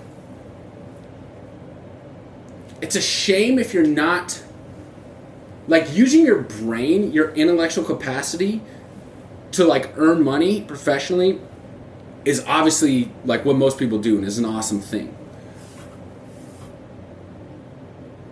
But for someone like you, and I think for most people, if they like are truly developing themselves, like everyone's brain works in a very unique way. Like everyone's brain is unique, and the way that your individual brain, I'm talking generally here. I think that the way your individual brain works, it should guide you into the career that you are. Mm-hmm. But there's kind of being a lawyer to me is like it's a very standard assembly line career, mm-hmm. right? And it takes a very intelligent person like yourself to do that job. Now talking about you specifically, not only do you have the intellectual capacity to be a lawyer, but there's a lot of people, not like a percentage of the population, it's a small percentage, but on an aggregate scale, in total, there are a lot of people who have the intellectual capacity to be a lawyer. Yeah. But not everyone has the moral character, the moral capacity, and the ability to instill that same morality and that same guidance in others. Mm-hmm. And I think that is by far your most unique characteristic. Thanks, man. And it's not just you. Like, that characteristic is incredibly unique. The number of people that have that ability is minuscule compared to the number of people that have the intellectual capacity to be a lawyer. So what I would like to see, or the advice that I would give, and I'm the last fucking person that should be giving anyone advice about anything, but the advice that I would offer is like, dude, tap into that. Like, your ability to advise people how to be their best selves, or how to be a better person than they were yesterday. Mm-hmm. Your moral fortitude, the character that you possess as a man, is so rare that, like, I think that is the skill that you should be tapping into and utilizing as a means of supporting yourself. If you could, like, find a way to pay your rent, bills, and raise a family by instilling that moral fortitude in others, by placing others on a path of self-realization, self-actualization, and personal growth, dude, that is, like, the definition of success. Yeah. That's really encouraging. Thank you. You're welcome. And one of the things that I've I mentioned earlier that I'm trying to pay attention to the things that I'm good at and that I enjoy. Because those things don't always intersect, you know? You can be good at things you don't like. You can like things you suck at. Mm-hmm. But one of the things that I really, really enjoy that I don't really get to do in my job, and I think that I'm good at, is like helping people think about things or see things in a different way that's in line with reality and in line with themselves and their hearts, and you know, sometimes it's just helping people see things in line with something they said to me earlier. Right. And also, I would add to that, I don't think you'd say this about yourself, but also in line with like this notion of the greater good. Mm. And that doesn't necessarily have to be like a spiritual or religious greater good, but like a notion of what is right versus what is wrong. Mm-hmm. Mm-hmm. You also do that. And you say you enjoy that. And I'll say this for people that most people listening to this, you know, don't know Dave. Like, of our group of friends, he's like the guru, right? He's the people that people seek out for advice.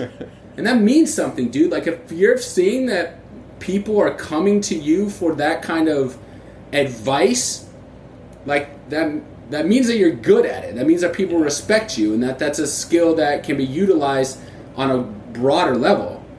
And less importantly, but still significant, like a skill that can be monetized. Yeah. So don't ignore that either. Yeah. Yeah. Thank you. No problem, man. Personally, what do you envision for your future? So I'm gonna lay it out like this, because Mayo will never talk about himself, so I kind of have to like lay the background groundwork that he won't lay out. But like, dude, once again, you're the opposite of me in so many ways. You're definitely the opposite of me romantically.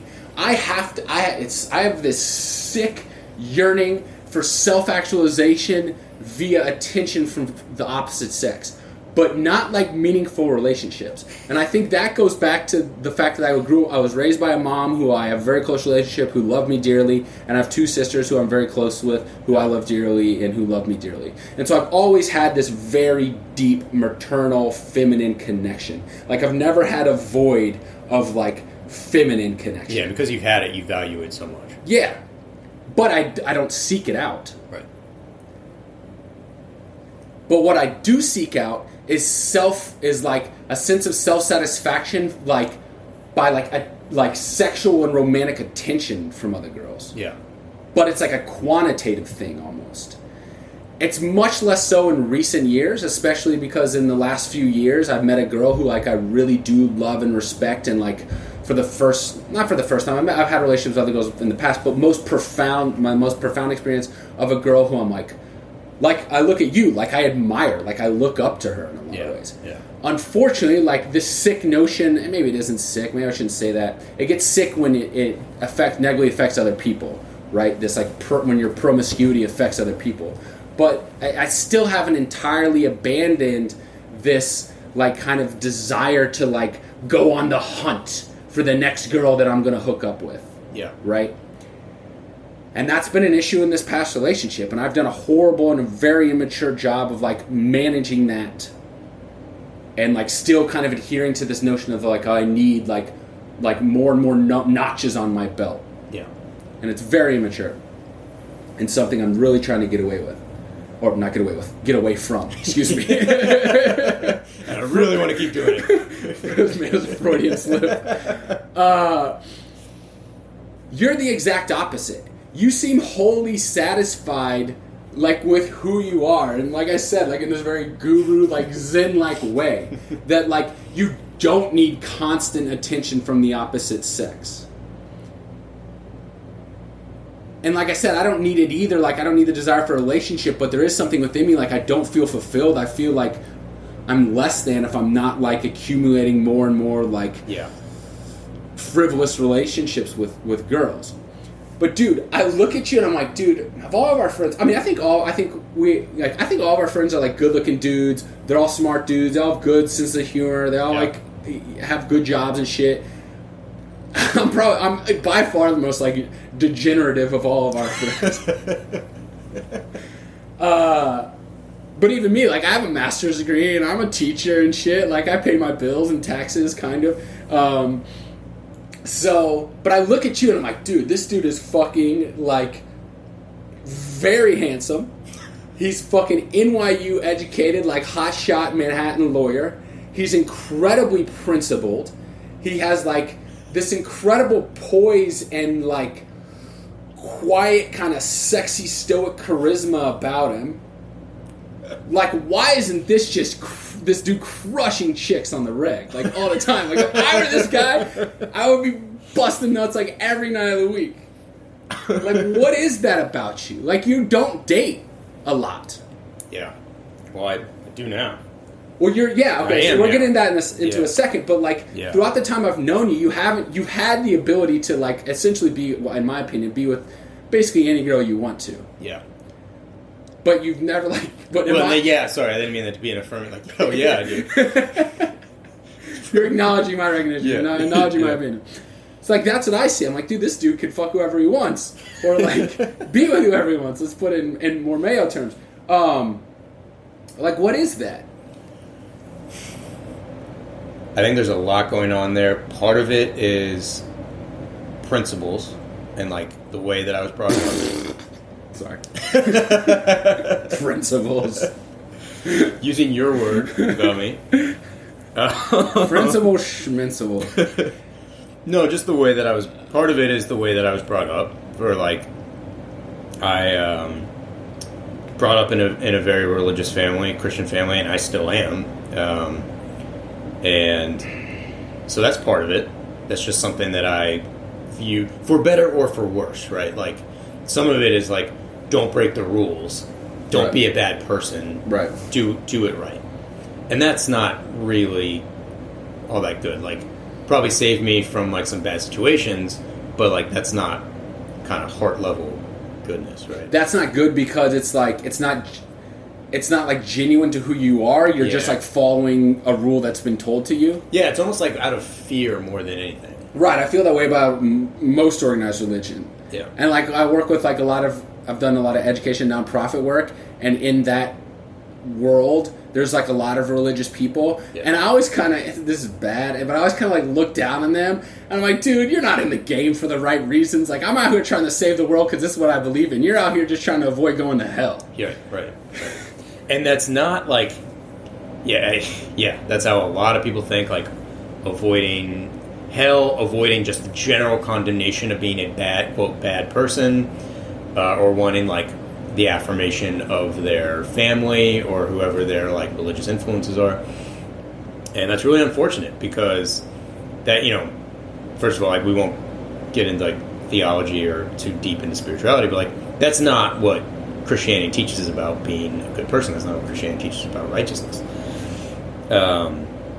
But, like so many other Christians or just people, religious people in general, like, that took me a long time to figure out and to really believe. I guess I always knew that, but it took me a long time to believe. So anyway, that has definitely been one component that has, like, carried me a lot in that way.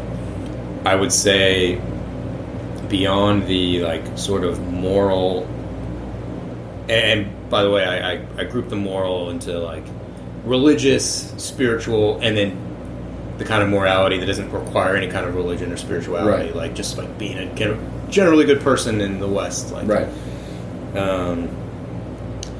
So for a long time it was kind of out of fear, being a bad person or whatever. As I grew up, I think I especially when I moved to New York when I was 23, I'm not in the South. I'm away from my family. I'm doing my own. I am forging my own path. No one in my family's ever lived up here. This is not a particularly religious place, as most people know.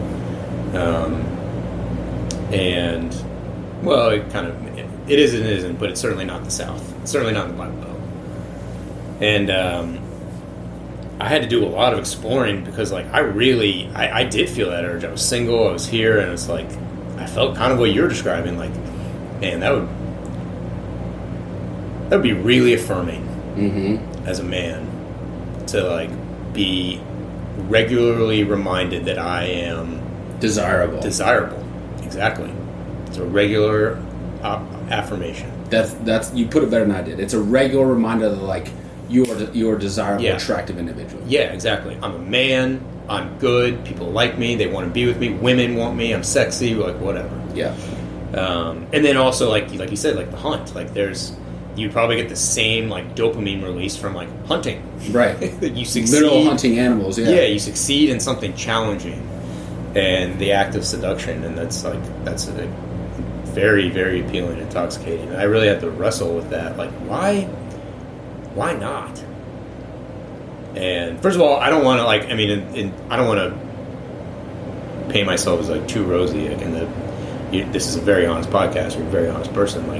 I've had my sort of limited experiences in that world, and really had to like wrestle with that. And I kind of had to get to a place. I realized what it was. I was lucky enough to like realize that it was a self-affirmation exercise, and I didn't know why, but I knew it wasn't good. And so a lot of it after I came out of the phase of just like trying to be good for good's sake, a lot of it that kind of kept me from kind of going too far down that path was answering the question, trying to get that question answered elsewhere. That's a question that you're trying to get answered. That's another way of putting like getting the affirmation that you're desirable. It's like putting a question out to the world. Am I desirable? Am I desirable? Am I fill in the blank? Right. And there's like got to be a better way, or a way. But let's put it in more concrete terms, like not just like a vaguely better moral way. There's got to be a way that's more in line with reality to get that question answered. And for me, a lot of that is spiritual. Like to me, that's like a lot of that is the essence of faith, of my faith. Like, to me, the answer is like, am I loved and accepted and desirable?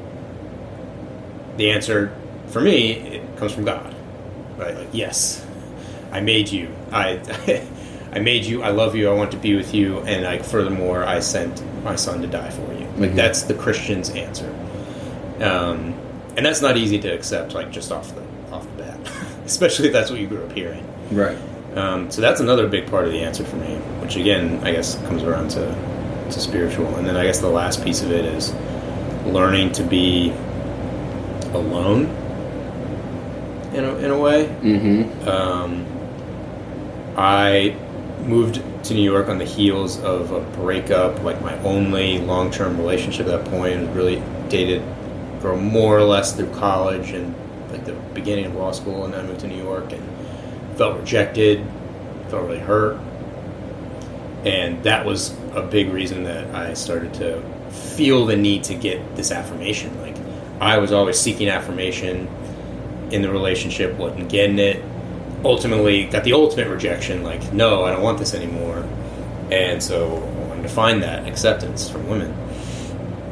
And so I had to, once I realized that was a big piece of what was going on, I really had to wrestle with that. And I think over the years I got to a point of a connection with the spiritual aspect and the theological aspect of it. Learning to you could even divorce it from the spiritual. It just like personally being comfortable with myself and who I am, I guess. I know that's a little bit of a trite answer and very vague because I'm not sure I can put better words to it. No, but it goes back to the stillness thing you kind of the rule. I rolled out my 5 rules, you laid out your 3, and I think it's both the stillness rule that you put out there. So you put out sleep, but then you put out 2 like more ethereal, profound ones. Is like be comfortable in stillness/silence, and feel your feelings. And I think those 2 are kind of intertwined. Yeah. And so it's the same thing there, man. It's like the way I've gone about my life is like, okay, if I'm feeling insecure, if I'm feeling like less than, I'm going to go out to prior to like 2013, I'm going to go out to a bar and try to like hook up with a chick. Although I never really did that much. That was never my goal when I would go out. But if like the opportunity presented itself when I was out at the bar, it was like, okay, I can like hook up with this chick and like it's going to give me this like rush and the sense of fulfillment. Yeah. And then once like the Tinder era developed, it was like, holy shit, this is like, I'm constant dopamine hits. Like all I got to do is open my phone and I can get constant like fulfillment. Feedback, yeah. All I want. Yeah. But then so your two rules, stillness and feeling your feelings, tying into my two rules, like avoiding intoxicants unless that's like what is going on in the social environment. Yeah. All that is, hopping on Tinder, hooking up with random chicks, all that is just another drug. Yeah. All that is, that's weed. That's me smoking weed at the end of the day because this past year, essentially, I probably smoke weed 90% of the work days. Shit, maybe 90% of the days period this past year at the end of the day, at night. Like, I'm dissatisfied with my job. I have major questions about my relationship. Not that I don't love this girl, but like I have questions about making this a long-term commitment. I can just get high right now and all that'll go away. Yeah. When I was single, if I had any sort of dissatisfaction or insecurity about who I am, if I'm feeling like less than for whatever reason, I'm feeling a sense of insecurity, a void, I can go hook up with some chick, and it's like, I get that hit, baby. I get that hit of the pipe. Yeah. Like, I'm now fulfilled. But it's temporary. It's fleeting, man. Yeah, it's medication. It's medication. It's self-medicating. It's avoiding reality. That's not true self-actualization. Yeah. What you're getting to here is like true self-fulfillment, being comfortable with the fact that like, dude, I am who the fuck I am. Yeah. Like, I don't need to like go hook up with some random girl in order to like feel fulfilled as a man. Yeah. And what you're doing and what I want to kind of get into with you right now is like, it seems like you have sought out. It seems like you kind of got over. You dabbled very lightly in that kind of like promiscuity world that I was talking about. That I've like that I've drowned it in at some point. But more, you're like, okay, I'm cultivating the sense of self-satisfaction without a romantic partner, and now that I like, you're never fully there. Like, you're never fully enlightened, right? You're never Buddha. But like, I'm cultivating that, and now I want to like find someone to partner with. And this is just kind of me speculating on what it means to be in a healthy, mature relationship because I have limited experience with that. Yeah. I want to partner with someone who like is also on a similar journey and who elevates me and whom I elevate as well. Like, that's true harmony and that's true love. Yeah. Once again, I have no fucking idea about true harmony or true love, but I'm that's the idea. Spitting the shit here. Yeah. Yeah, so I think I got to place. Well, the other thing that I realized, like, kind of during the same, I would call this roughly the last 7 years, is I learned that, and anyone who's like my family and anyone who's known me for most of my life will like think it's ridiculous that it took me so long to learn it, but I'm extremely introverted in the sense, not that I'm like super shy or don't want to, not that I'm not necessarily outgoing. I'm usually not that outgoing, but that's how I energize, is being alone, and I need a lot of alone time. You have very advanced social emotional skills, but you don't like throw them out there voluntarily on a regular basis. Right, and I really need a lot of time to recharge. Right. Okay. So I like to be alone, and furthermore, I like to be with. My relationships are extremely important to me, but my best relationships, the ones I'm most comfortable in, are the ones where I can not feel like I'm always having to engage. Mm-hmm. If that makes sense. So like last night was actually a perfect example. Like Alex, this is Monday night. Alex got here Friday night, really like Saturday morning, and we spent the last 3 days together. And I don't feel emotionally drained because like last night we hung out at my apartment Sunday night, and we like watched a TV show, and you were kind of working, and I was like, doing the dishes and whatever. Mm-hmm. But we weren't constantly like, we can be quiet together. Mm-hmm. So my point in saying that is that I really realized this about myself. It's something I just like had no or very little awareness of, and so the past few years I've been living alone. I've been single up until a little over a year ago. And I spent a lot of time alone, and you know, in connection with like the stillness and the quietness and silence and all that. I really liked it. Really liked it. And I felt like, okay, I think I would like a relationship. I would like to get married. I would like to have a family. I would love to be a dad. But I don't want it or need it. I certainly don't need it, and I don't want it for its own sake. That was a really important place for me to get to.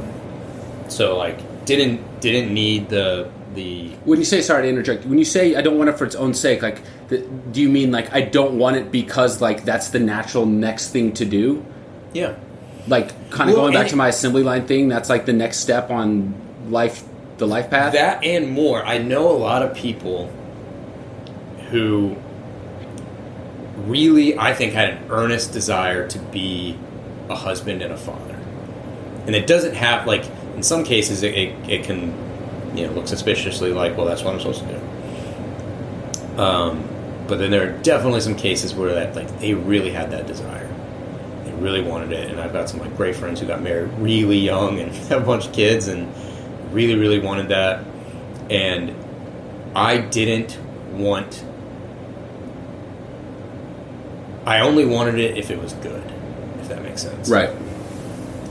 So it was kind of like I got to a point where it was like, all right, if I don't find that, then I guess I get to keep being alone. Right. And that's pretty cool. Yeah. Understanding that, like, you know, that's great for a few years. It'd probably feel different in 30 years. But right. Anyway, that was an important place for me to get. And I mean that, just like go back to your point, I mean that in both respects. Like, yes, I don't want it. I wanted to check and make sure that it wasn't just because that's what I felt I was supposed to do. Like, that's the rule for being like a upper middle class American male. Like, you just go do it. This is what life is. Right. And then the second piece was that I wasn't committed to being a husband and a father no matter what. Right. Yeah, man, and I think I want to point something out here, because, and I hate to keep, like, tooting your horn here, but I think this notion that you've just laid out, this concept about yourself that you've just laid out, is, like, really admirable in a way that, like, I don't even know that you necessarily recognize, or even the listeners are necessarily recognizing. But you're finding this personal satisfaction being alone. In the stillness, in the silence that you're talking about on a macro level. However, but you're doing this despite the fact that all of the people that we are raised with, our social environment growing up, those people have now, almost all of them, all of these people within our mutual friend group from back home, almost all of them are married and either have kids or are going to have them very soon.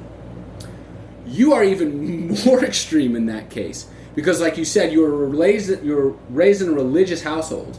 And from what I understand, you still have a significant number of friends from that world. Mm-hmm. From, like, the Christian world. Mm-hmm. And those guys got the party started, like, super early. Yeah. Like, married immediately out of college, like, if not in college. And, like, started popping out babies, like, just as quickly. Yeah. Like, I bet you got friends with, like, more than one kid. And, like, kids that can, like, talk and shit. Oh, yeah. And so despite the fact that you come from that world, the rest of our friends don't come from that world. Like, some of our friends grew up going to church or whatever, and, like, may dabble in going to church on Easter and shit or whatever. But, like, none of our other friends grew up in, like, this religious environment. Yeah. Yet you come from that environment, and you've still somehow been able to, like, cultivate this detachment from the life decisions that result from being raised in that environment. But at the same time, maintaining, like, a connection to, like, the religious philosophy of that environment that promotes, like, being a good person. Yeah. So I think that's, like, incredibly admirable, dude. Like, you still are this, like, independent single dude who's 30 and in New York City, like, the places of all places. You walk down New York City and you see, like, fucking 5 hot chicks if you walk down one city block. It's incredible. You've been able to cultivate that despite the fact that your upbringing would say that, of all of our friends, dude, I always say this about you, of all of our friends, if you were to, like, place bets at the beginning of college or even at the end of college, like, which one of our friends is going to get married and have kids before all of them, you would have been, like, by far the heavy favorite. Right? I would have been, like, the total underdog. Yeah. You would have been, like, the Golden State Warriors. I would have been the Atlanta Hawks. But that we're kind of like the last remaining guys. Yeah.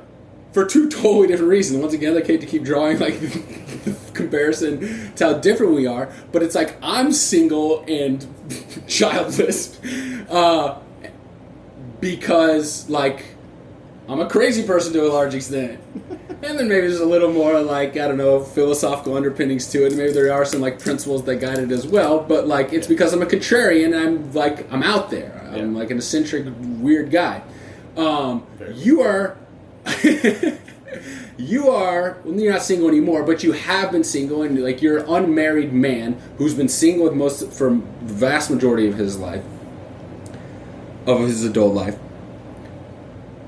based on your own like principles, right? I think that's fucking very unique. I think it's very unique, and I don't know if like there's a lesson to be drawn from that for other people. I don't know. Perhaps there. I think there is. I think the lesson that I'm kind of seeing right now is like kind of what I mentioned earlier, like. Y'all look for satisfaction within yourselves. Yeah. Gain satisfaction with who you are first. Yeah. And then go out and seek to share that satisfaction with a romantic partner. Yeah. At the same time, I don't want to like deter like young people from like going out and having a good time and partying, and if you hook up with girls, like I don't think there's anything wrong with that. But I do think there is something wrong with like using that kind of behavior as a means of like trying to find fulfillment. Yeah. That's just a drug. Yeah. Yeah, I think actually one of the things I wasn't really remembering this until you kind of brought up my like religious upbringing and the culture that I came up in, and somewhat paradoxically, maybe not paradoxically, but a big part of that is actually my parents, because they've been Christians for most of their lives, and they got married young, not super young, but like for now pretty young, like 24 or something like that, and it worked out great for them. But I remember when some of my friends started getting married really young, I remember very distinctly more than once my mom kind of like very earnestly looking me in the eyes and asking me, or telling me rather,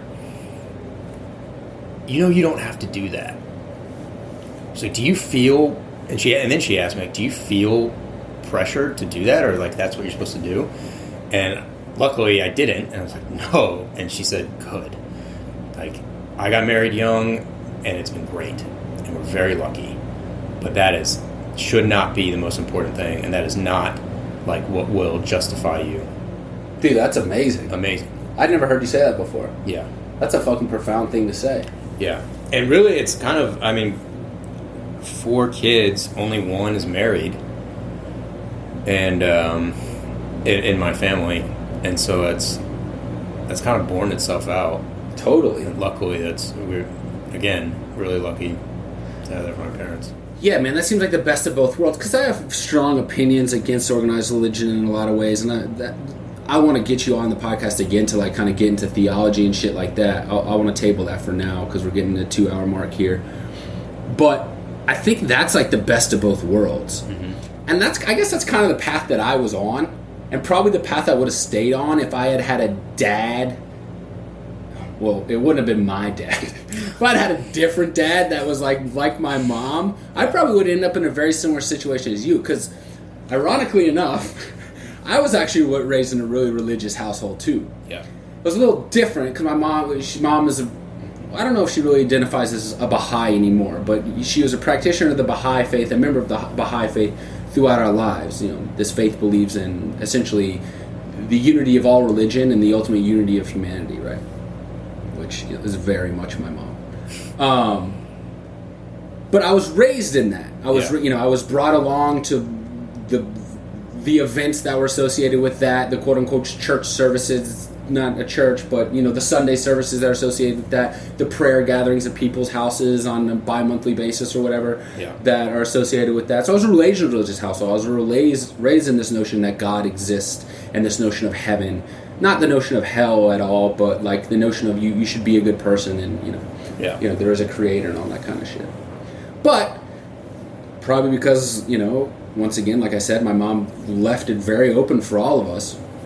I've kind of deviated with that, and once again, I have this in my adult life. I've developed this very contrarian mindset. It's like, oh, okay, so if you're telling me what to do, I have to live my life this way. That's just gonna push me in the opposite direction. Yeah, right.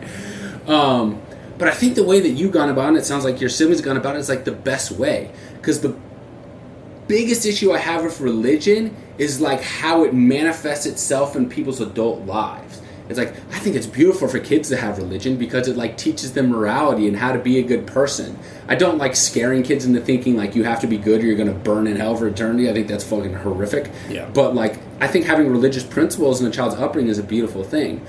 Where I think it gets kind of fucking scary and cultish is when like that manifests itself into adults who have critical thinking skills and a fully developed cerebral cortex who should be making decisions on their own, and yet they're all making the exact same decisions to get married at fucking 22 and have 10 kids. That's fucking weird, in my opinion.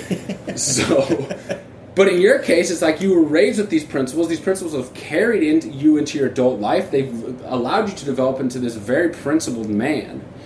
But yet you haven't like adhered to it in like a very religious or like dogmatic, I guess is the better way. Mm-hmm. You've like adopted these principles and integrated them into your own adult life and way of being, and it sounds like your siblings have as well. So your parents fucking did something right. They really did. Where do you see? So you are currently in a relationship. Yep. This chick's awesome, man. She's the exact opposite of you in a lot of ways. But dude, this is actually a bigger point. I don't just mean to say that jokingly. This is a broader point, and it's like actually one of the lessons after this first month of being on the road and first month of podcast, like maybe the number one lesson that I've learned, like tangible lesson that I've learned, is that opposites really do attract. Yeah. The only other, I've referenced this girl, and if she listens, anyway, I don't know if she'll listen to these podcasts ever, but the notion of her gets dropped on like every episode because she's this very significant influencing factor in my life, and my disappointment in how I handle that relationship is like fuel right now for me to try to be a better person and explore life. But she was the first real relationship I was really ever in. And the first time I ever recognized, like, holy shit, I think maybe I could be in, like, a long-term committed relationship. And, like, wait a second, I think I could, like, create a human being with this person. And I would, like, have a lot of faith that this person would be able to, like, together we would be able to create, like, figure out how to raise a kid in the right way. But we are two totally different people. She is very much like you. Yeah. Right? And I am very much me. And unfortunately, I'm too much like me, or I've gone too far in an extreme eccentric direction with my behavior, and that ultimately clashed. Mm-hmm. And I've caused her a lot of pain, which has ultimately forced her to end the relationship, and I totally understand that. Mm-hmm. With you, your girlfriend is very much like me. In a lot of ways. Yeah. Like, very eccentric, very outgoing. She's going to be tearing up the dance floor if you go out to a bar. She's going to be talking to fucking every person. She's very eccentric. She's awesome. She's funny. I love her a lot. I see a lot of myself in her. Yeah. You are not that way. But y'all's relationship is awesome. Like, I see y'all's interaction. I'm like, dude, this is working. Like, this is not forced. This does not seem forced. Yeah. This seems, like, natural. And I've seen that in other relationships. I see that with... You know, for instance, like I go and visit Matt and Ginny, very similar. Yeah. Matt is a pretty reserved dude. Ginny's very much like your girlfriend, like way fucking out there. Crazy girl, but like awesome, very much my personality. Yeah. And when I see them interact, I'm like, holy shit, this is working. Like these gears are interlining, the wheels are like, you know, spinning. I see like, what are those fucking gears when like two gears are rotating next to each other and the one is spinning the other? Yeah. That's like the vision I get when I see you and your girl and when I see Matt and Ginny. I'm like, holy fuck, the gears are interlocking and it's like working, it's spinning how it should be. And I didn't grow up in a household with married people. So it's like me seeing my friends' relationships, marriages, is like my first exposure ever to like how the mechanism works. Yeah. And so when I see that, I'm like, okay, maybe this is like something that could work. So one of the biggest notions I've seen is one of the biggest lessons I learned is I really do think opposites attract. Yeah. Like, I think me and your girlfriend, for instance, if we dated, or me and Ginny, for instance, if we dated, I think we'd have a lot of fun for, like, 3 months. And then it would end in, like, some disastrous fashion. Flames. In flames. Yeah. So anyway, do you feel that, like, where do you see this thing going? How are you feeling about this? I'm glad that you see that. And one of the most, like, affirming, because I don't think I'm alone in feeling this way, but, like, when you are starting out in a relationship, and because we've been dating, like, almost a year and a half, so it's very new in any kind of real terms. And maybe this will continue the rest of my life, I don't know, but, like, there's like, the question of, like, am I making the right choice? You feel like with everything. Right. And one of there are plenty of touchstones, plenty of different reasons, plenty of different, like, things that I remember to answer the question yes. And one of the most affirming ones is exactly that we're so different. And I never would have thought that this would work. Like, I never would have envisioned that someone like Sophia would be a great match. Right. And so that kind of, like, one of the worries that I have sometimes is, like, there's not so much anymore, but very early on is, like, am I doing this? Am I kind of hearkening back to maybe like 20 minutes ago in conversation? Like, is there something about this relationship that is really just trying to, like, meet a need in the wrong way? Right. And I can answer that question with confidence, no, because there's nothing, like, safe or easy or comfortable for someone like me to date someone like Sophia, who's so, like, affectionate and loving and fun and out there, and like you said, like, she's, like, out on the dance floor and talking to everybody, and, like, that's just not me. So I can say with, like, pretty high level of confidence that it's real, I guess, because that, despite the fact that those qualities are endearing to you, it also, like, causes you some discomfort. Yeah, there's some tension there. Yeah, right. Like the counterfactual is, like, if I was dating someone who was like me, like, reserved, introspective, very calm, very casual, and Sophia can certainly be all of those things.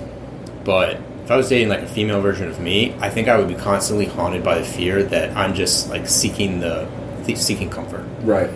And, like, self-validation, familiar, and, like, this works, this is something I can control because I don't have to be stretched in any way. But I met Sophia, I really liked her, we started talking, this whole thing just kind of happened, unfolded, that's why I moved back to New York just, like, a month ago. We dated long distance for a year. And it's stretching, and there's nothing about it that I can look back and wonder if I'm just choosing something for the comfort of it or the safety. Right. And it's there's tension in that, not tension between us, there's tension that I experience that's, like, there are a lot of things, or there's some things about her and the relationship that are stretching me and make me uncomfortable, and that's good. Like, actually, I talked to my dad sort of about this just a few days ago, and he, like, raised a great point that he raised the distinction between a tension to manage and a problem to solve. Right. He's like, you don't have a problem. Right. You don't have a problem with your answer. Yeah, what we were talking about specifically is, like, what I mentioned earlier, that I really, really like to be alone. And, like, now that I'm back in the city with the girl that I'm dating, that's a tension. Is, like, spending time with her and with other people that I love and want to be around, and then, like, really wanting to be alone. And he was like, that's not a problem. There's nothing to solve. That's just a tension. That's, like, certainly not a bad thing, and definitely a good thing. Right.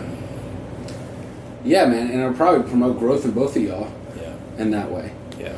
Yeah, dude, I endorse y'all's relationship 100%. Thanks. You've got my stamp of approval, which carries a lot of weight in this world these days.